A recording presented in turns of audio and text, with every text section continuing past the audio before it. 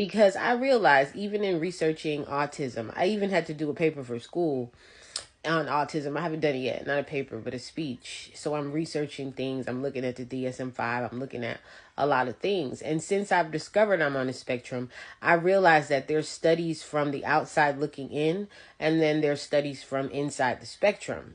Because now we know that being autistic has levels to it. It's a spectrum, but I did learn that there's 3 levels to autism. I would be considered level 1. But because I'm level 1, I can speak, and I do have social deficits, but I can be a part of society and come off like I don't have any social deficits, right?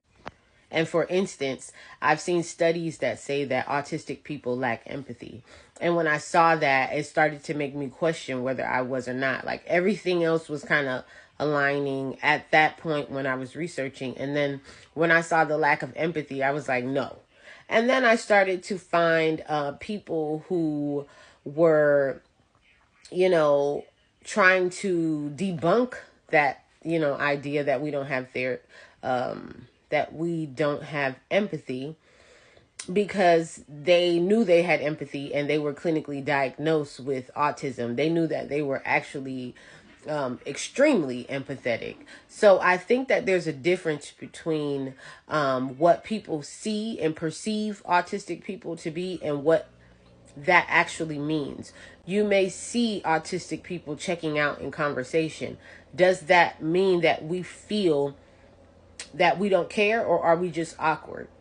So it is important to get clarity and understand why people do what they do, which is the autistic word. So happiness for me is not being part of the system and living a life of working a job, and you feel what I'm saying? So in that sense, I do have a fear of happiness, if that's what society deems as happy. A lot of money, surrounded by a lot of people and a lot of friends, super popular online where everyone has access to you and they're reporting you on, popular blogs. If that's happiness, then I have a fear of being happy 100%. What are they actually scared of? Because now I'm intrigued. Now I'm like, are they scared to be happy? And did somebody sum that up based on what it means to be happy, or is it just a feeling? Like, are they, you know what I mean? They have a feeling of happiness and the feeling scares them. But I just thought about that, understand.